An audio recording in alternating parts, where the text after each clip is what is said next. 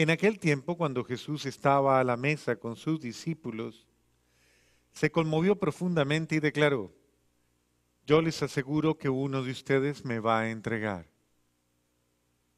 Los discípulos se miraron perplejos unos a los otros porque no sabían de quién hablaba. Uno de ellos, al que Jesús tanto amaba, se hallaba reclinado a su derecha. Simón Pedro le hizo una seña y le preguntó: ¿de quién lo dice? Entonces él, apoyándose en el pecho de Jesús, le preguntó: Señor, ¿quién es? Le contestó Jesús: aquel a quien yo le dé el trozo de pan que voy a mojar. Mojó el pan y se lo dio a Judas, hijo de Simón el Iscariote. Y tras el bocado entró en él Satanás. Jesús le dijo entonces a Judas: lo que tienes que hacer, hazlo pronto. Pero ninguno de los comensales entendió a qué se refería. Algunos supusieron que como Judas tenía a su cargo la bolsa, Jesús le había encomendado comprar lo necesario para la fiesta o dar algo a los pobres. Judas, después de tomar el bocado, salió inmediatamente. Era de noche. Una vez que Judas se fue, Jesús dijo: ahora ha sido glorificado el Hijo del Hombre, y Dios ha sido glorificado en él. Si Dios ha sido glorificado en él, también Dios lo glorificará en sí mismo y pronto lo glorificará.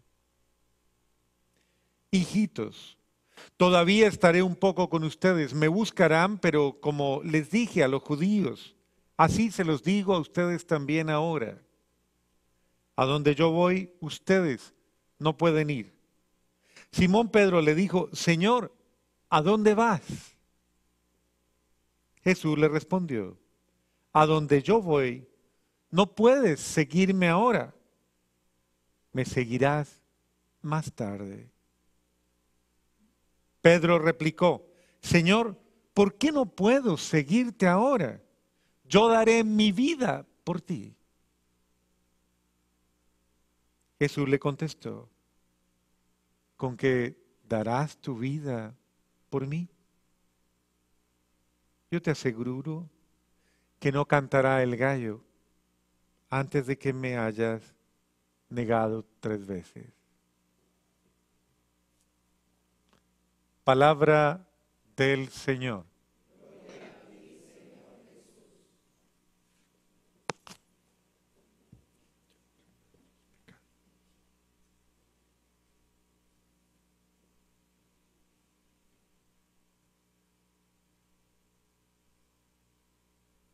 Ya en la cercanía de todo el misterio pascual, en esa misma cercanía de ese misterio pascual, comienzan a darse acontecimientos cada vez más evidentes de la confusión que genera el momento, de esa confusión que es fruto, obviamente, de esa realidad humana. Hay dos cosas, hay dos realidades actuando en ese mismo contexto. Uno de ellos es esa realidad sobrenatural. Recuerden claramente que estamos hablando de Jesucristo, el Hijo de Dios vivo, Jesucristo Dios, Jesucristo hombre. Y en ese contraste existe esa realidad sobrenatural que lamentablemente muchos de nosotros ignoramos, muchos de nosotros no la tenemos en cuenta. Solo la tenemos en cuenta bajo una mentalidad mágica, tristemente. Es curioso que la fe del católico no es una fe impregnada de una sabiduría capaz de interpretar la dimensión de la vida humana y cristiana, ¿no? Parece que parece como si nos hubieran mutilado esa otra parte de nosotros, como si estuviéramos mutilados en esa capacidad para poder percibir lo natural y lo sobrenatural. Y por eso nos cuesta tanto creerle a Dios, por eso nos cuesta tanto orar, por eso nos cuesta tanto buscarlo, por eso nos cuesta tanto incorporarlo en nuestra vida, llevarlo a nuestras acciones, permitirle actuar en nosotros, dejarnos guiar por Él. Por eso nos cuesta tanto todo, permitir que la vida cristiana se manifieste en mí, porque no lo creemos, no lo entendemos, no nos disponemos a ello, no nos abrimos, no dejamos que Dios actúe en nosotros con toda la fuerza de su acción, de su espíritu. Porque no creemos dignos de la acción del Espíritu, ni siquiera lo anhelamos, ni siquiera lo buscamos, ni siquiera lo invocamos, ni siquiera permitimos que el Espíritu Santo se vuelva común a mi vida, familiar a mi vida. Entonces, cuando uno anula una verdad en la mente, en el corazón, en el espíritu, en el alma, cuando uno la anula, cuando uno ni siquiera se abre ella, cuando no la da por cierta y real en su vida, termina pues convirtiéndola en una fábula, en una mentira o en cosa tal vez de, qué sé yo, de otro orden, pero no del orden propio de mi vida. Entonces, perdemos el don de lo sobrenatural. ¿Qué queda en un ser humano que pierde el don de lo sobrenatural? Una mentalidad mágica, una mentalidad supersticiosa, una mentalidad incluso negativista. Incluso comienzan a actuar los viejos fenómenos antiguos que han guiado el pensamiento, y disculpen que voy a usar una expresión con la que no quiero ser ofensivo, pero pensamiento ignorante del hombre. Entonces, no, es el destino, son las fuerzas, son las energías negativas, son todo ese poco de cosas. Entonces, la gente que no vive su fe como debe vivir su fe, pierde el plano de realización, de proyección de su vida, ese plano de superioridad. Y como cosa común, comportándose como un ser común, podríamos decir que se mutila a sí mismo. Es una persona ciega, una persona miope. Yo soy miope desde niño, desde bebé, por herencia de mi madre. Lo heredé. Como todos heredamos miles de cosas de nuestras familias, la herencia genética y la herencia, y bueno, eso me afectó toda mi vida, porque desde niño, eso me marginó incluso de muchas situaciones, hasta sociales, porque pues obviamente desde niño ya tenía que usar gafas y todo ese poco de cosas, y todo lo que eso generaba en esa época con uno. Las inseguridades que vienen consigo, el hecho de no poder ver desde lejos, que eso es algo que uno tiene que reconocerlo. Entonces, por ejemplo, yo no veo desde lejos. Entonces, si usted me dice, ¿quién está allá sentado en la esquina? Yo digo, un señor con una camisa amarilla, pero medio, pero no le veo los ojos, ni le veo la boca, ni le veo nada. Y así sucesivamente. El miope de lejos, ¿no? No ve.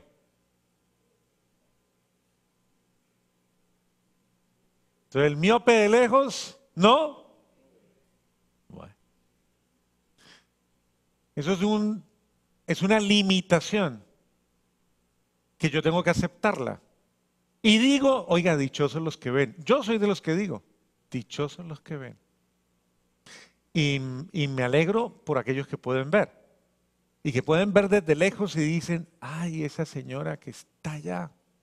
Lo que pasa es que usan la vista para lo que no deben, ¿no? Tienen la virtud, pero la malogran con la orientación que le dan.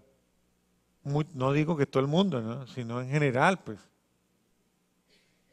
Bendito sea Dios. Y por eso yo digo, bueno, prefiero permanecer ciego o miope en ese sentido físico, pero le pido a Dios que no me haga ciego espiritual. Es decir, torpe en mi vida, torpe en mí. Es decir, que no permita que sea una persona incapaz de ver la realidad, de analizarla, de juzgarla y de comportarme de alguna manera insensata en la vida. Entonces Dios nos está dando la gracia y en ese sentido de descubrir, de hacer una lectura. Dios está presente, eso no es cuento, eso no es palabra. Dios actúa en mi vida, eso no es cuento. Dios está realizando una obra, eso no es cuento. Hoy que nos verificaban que había muerto Jesús Faraldo, miembro de la parroquia, miembro de Maús, un hombre, yo lo catalogaría como un buscador de Dios, que se sentaba aquí como está Carlitos hoy aquí, muchas veces, sentadito ahí, con cara de mucha atención, le prestaba mucha atención a las homilías y una cara, y siempre salía y decía cosas tan bonitas, Jesús. Pasó por toda esta prueba vía crucis de los hospitales, pero pasó como un creyente, como un creyente. A mí me animó una vez que lo visité en uno de los hospitales y desde su cruz de la cama de un hospital, él a mí, su pastor, me profesó su certeza, su confianza en Dios, su confianza en el Señor. Mucha confianza en el amor de Dios. Y hoy que me han dado la noticia de que ha partido a la eternidad y que se cerró el capítulo de su vida, que ya se encuentra con lo sobrenatural para siempre, lo natural, entre comillas, pasa a otra fase. Yo personalmente hoy, cuando me dieron la noticia, a mí me llegó un sentimiento de alegría. Porque yo no creo en la muerte. Porque yo creo en la vida. Creo en la vida. Y perdóneme que se lo diga, pero yo me voy a alegrar el día que usted se muera. Yo no le puedo decir otra cosa. ¿Usted quiere que me alegre el día que usted se muera? Bueno. ¿Y por qué me voy a alegrar? Pues porque es la esperanza cristiana. El día que usted se muera, usted va a llegar a la plenitud y va a comenzar una que yo no lo veo. ¿Y qué? Porque yo no lo veo no existe, no es real, no es cierto. Yo no lo veo, pero eso no implica que no sea, es absolutamente pleno. ¿Por qué me alegra la vida de un hombre como Jesús, miembro de nuestra comunidad? Porque lo vi creer, lo vi actuar con fe. ¿Y cómo es un hombre que actúa con fe? Es alegre, es humilde, sirve, ayuda, busca, lucha, se esfuerza. Y yo a ese hombre lo vi hacer eso. Cada día, en cada instante. No lo canonizo ya, no digo que ya es San Jesús Faraldo, pero los rasgos de esa hambre de Dios, esa hambre de lo sobrenatural, lo caracterizaron indudablemente. Indudablemente. Qué rico es ver partir un amigo así, un amigo que ha buscado por siempre. Qué rico es verlo salir directo, sin lastres, sin cargas, sin arrastrar ni odios, ni lamentaciones, ni mala vida, ni malos recuerdos, ni discordia, nada de eso. Qué rico que se desprendió hacia Dios. Qué triste, qué duro y qué doloroso ver gente aquí. Y no los estoy juzgando a ustedes, tranquilos, no es que digan, el Padre me está echando ojo ahora a mí, que está pensando quién sabe qué. No, no, no. Pero qué triste y qué doloroso es que aquí, los que estamos aquí, estamos tan enredados, tan complicados, tan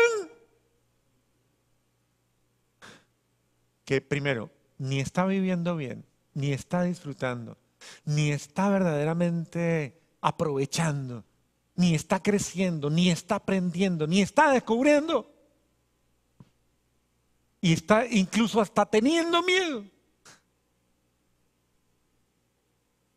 Me voy a enfermar, no me voy a enfermar, me va a pasar esto, no me va a pasar lo otro, ¿qué va a pasar? Que miles de cosas que por andar con esa mentalidad, usted lo único que está haciendo es padeciendo inútilmente. Mi pregunta es, ¿cuándo va a comenzar a disfrutar? ¿Cuándo va a comenzar a vivir de verdad? ¿Cuándo va a comenzar a aprovechar cada instante? Tanto amor, tanta misericordia, tanta bondad, tanta bendición. ¿Cuándo va a comenzar a hacerlo? Cuando me muera, pobrecito.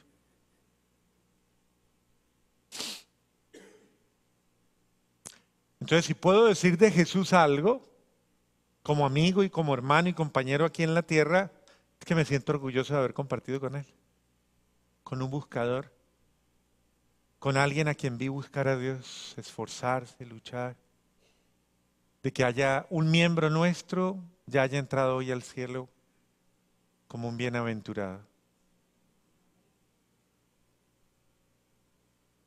A lo mejor desde allá arriba está diciendo, bueno, pónganse pilas ustedes que todavía están ahí en la tierra, ¿no? No se enreden en tanta cosa. Pregúntele al de al lado y verá, pregúntele. Y mire la cara que pone, pregúntele. ¿La vida suya está enredada? Pregúntele así. Pregúntele y verá la cara que pone. ¿La vida suya está enredada?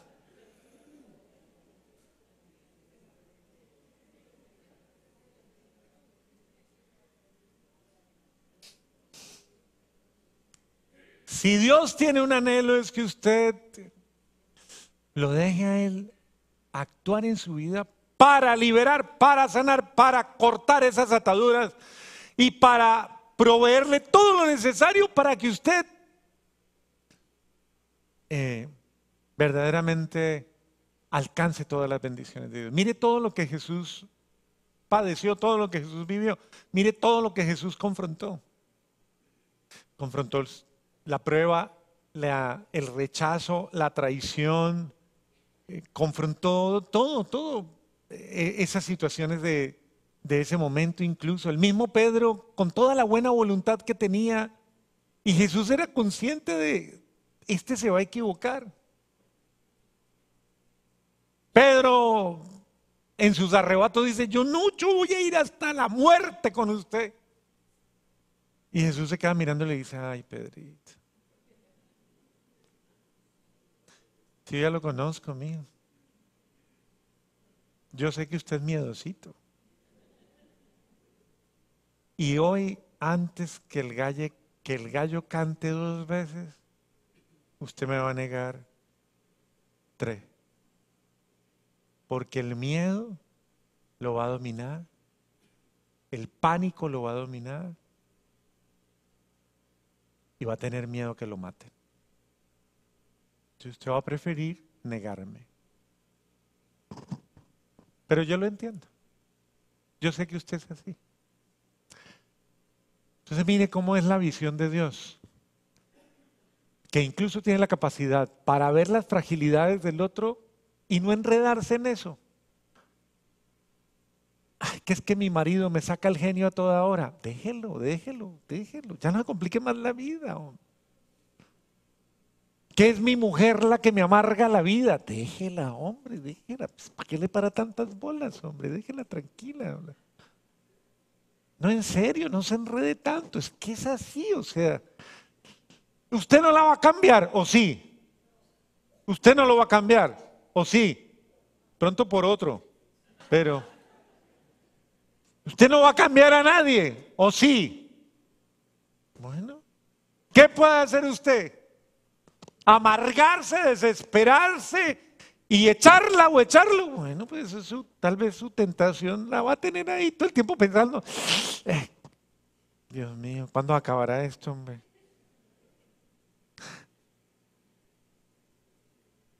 Y sin embargo,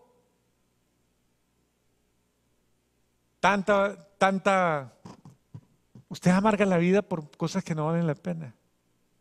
La gente que constantemente le dice a uno, ay padre, tengo miedo, tengo pánico, tengo miedo de... Bueno, de tantas cosas sobrevienen los miedos, ¿no? Tengo miedo de que me voy a enfermar, tengo miedo de que no voy a servir para nada, tengo miedo que no voy a poder sostener mi familia, tengo miedo que no voy a poder trabajar, tengo miedo que no voy a poder ser útil, tengo miedo de que me abandonen, tengo miedo de que no me entiendan, tengo miedo de que no... Ay, Dios mío. Qué estrés tan terrible, hola. ¿Por qué no se suelta? ¿Por qué no cree? ¿Por qué no se entrega? ¿Por qué no confía? ¿Por qué no se abandona? Más aún, vea, yo le invito que si usted es un ser de fe, una persona de fe, se abandone en el santo descaro, en la confianza en Dios. No, en serio. ¿Qué puede pasar? Dígame, ¿qué puede pasar? ¿Qué puede pasar? ¿Qué le va a pasar de malo? Dígame, ¿qué?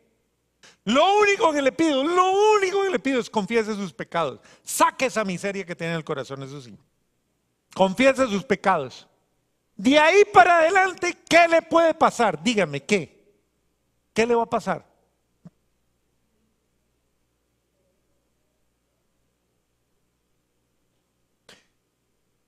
¿Dios le ha fallado en algo? Le pregunto, ¿Dios le ha fallado en algo?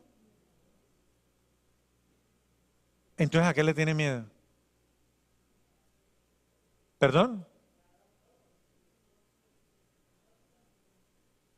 Bueno. Entonces, mire, hoy es un día y este tiempo, la confianza de Jesús, la certeza de Jesús, está en el amor de su Padre. Por eso dice, llega el momento en que su Hijo, el Hijo sea glorificado. Glorifican, Padre, glorifícame. Voy a ser glorificado. ¿Qué es ser glorificado? Ser bendecido. Voy a ser bendecido, aún en las circunstancias más adversas. Voy a ser bendecido, aún en la escasez, aún en la soledad, aún en el abandono, aún en la traición. Pero soy bendecido por el amor de el que es fiel para siempre, mi Padre, Dios. En las pruebas, Jesús dice, voy a ser glorificado. Esa es la expresión de Jesús. Glorifica a tu Hijo. Voy a ser glorificado. En el dolor, voy a ser glorificado. En la cruz de Jesús, Jesús no dice, voy a ser glorificado. En ese sentido es aprender a glorificarme. Dice el apóstol Pablo, me glorío en las pruebas, me glorío en las contradicciones, me glorío en las circunstancias, me glorío en Dios. Es decir, aprenda a vivir con fe, aprenda a vivir con confianza, aprenda a vivir con certeza, con la promesa de un Dios que no miente. ¿O Dios es mentiroso? ¿Dios es mentiroso? Ah, bueno. No creo que lo vaya a hacer la primera vez con usted. Entonces, si Dios no miente, pues yo le voy a decir una cosa, diga estas palabras pues para que se ayude, dígale, vea Señor, usted lo prometió, dígale así, usted lo prometió, cumpla su palabra Señor, ayúdame. Único requisito para que pueda, que eso le funcione, único requisito para que todo eso le funcione, confiésese. Porque si usted no entrega sus pecados y se confiesa, aunque Dios quiera ayudarle, no va a poder. No porque Él no quiera, sino porque su pecado ni usted no le deja. Dios quiere, pero necesita que usted quiera. Entréguele a Dios todo lo malo, todo lo negativo, toda la carga que usted lleva y déjelo hacer a usted. Deje hacer a Dios, deje lo que Dios obre, deje que Dios se manifieste, deje que Dios se glorifique. Dígale, Señor, glorifíquese en mi vida, Señor, actúe en mi vida. Haga en mí lo que tiene que hacer. Qué lindo que podamos complacer a Dios con esa primera lectura, ¿no? ¿Cómo Dios se quiere complacer en un ser humano? Mire cómo le dice precisamente al profeta, es poco que seas mi siervo, es poco que sea mi siervo. Es decir, es poco que simplemente seas mi seguidor o mi... Nada, es que yo quiero más de ti. Yo te quiero... ¿Se acuerdan de la primera lectura? ¿Yo te quiero qué? Dígalo más alto, Carlitos. Yo te quiero luz de las naciones. Luz de las naciones. ¿Por qué? Porque sencillo. Dios no le quiere a usted rasgando la felicidad, arrebatándola y sufriéndola. Que la gente se le encuentre y le pregunta, ¿cómo está? Y dice ahí, pues sufriendo, pasándola. Y ahora Semana Santa encima, usted sabe cómo es eso, la prueba. Ay, bendito sea Dios. Eso ya lo pasó Jesús por ti y por mí. Eso ya lo padeció Jesús por ti y por mí. Dice, es poco que seas mi siervo, yo te quiero luz. Dios quiere que salgan las tinieblas de mi vida para que entre la luz de su presencia en mí e ilumine a todos los que me rodean. Su casa puede estar en tinieblas, su familia puede estar en tinieblas, su trabajo puede estar en tinieblas. Y esa es la razón de que tropiecen unos con otros, que haya malentendidos, peleas, rencores, todo ese tipo de cosas. ¿Por qué? Porque usted todavía no ilumina.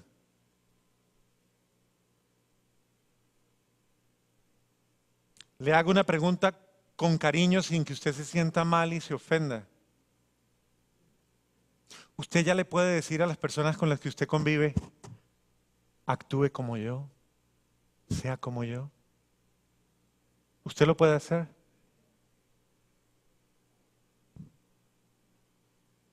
Bueno, pues creo que ese es el ideal.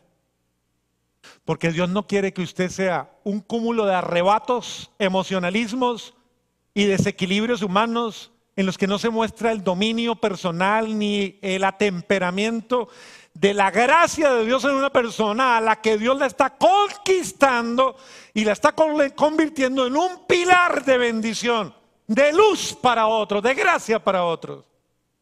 Permita que Dios actúe en usted, para que usted sea luz y los que le rodean puedan decir, aprendamos de él, aprendamos de ella, que mire la actitud que tiene, mire cómo es, mire cómo se porta, mire cómo procede.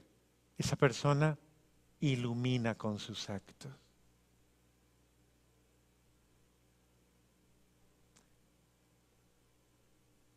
Muy bien. En esos días seguiremos recordando que Cristo se ha entregado o ha hecho todo lo necesario para que lo que les acabo de decir sea posible. No por mérito propio, perdón, y en esto ubíquense, por favor, discúlpenme que les hable así, ubíquense. Nadie puede hacer lo que les acabo de decir por mérito propio, por conquista propia, por virtud propia. ¿Sabe cómo puede ser un ser humano así? Dejando a Dios obrar en su vida. Deje que Dios obre en su vida, actúe en su vida, se manifieste en su vida, déjelo obrar. Así que mejore su relación con Él, permita que Dios obre en usted, permita que Dios se manifieste en usted, permita que Dios de tal manera lo lleve a la convicción, lo forme, le quite todo tipo de cosas negativas y le introduzca, le ponga en su ser toda la bendición, toda la alegría, toda la confianza, toda la esperanza, la certeza. Cuando usted lee la palabra de Dios, el Nuevo Testamento, ¿usted termina pensando en cosas negativas? Le pregunto. ¿Usted termina pensando en cosas negativas? ¿Ah? En absoluto. Ese es el lenguaje del cristianismo, ese es el lenguaje de la fe. El lenguaje de la fe nos revela que cuando Dios actúa en cualquier realidad, siempre hay bendiciones, siempre hay gracias, siempre hay esperanza, siempre hay alegría, siempre hay amor, bendición, siempre hay milagros, todos los días hay milagros. ¿Cuáles milagros? Pues muchos. El milagro de que mi hijo y yo nos reconciliemos de las peleas que tenemos a toda hora. ¿Y eso cómo se va a dar?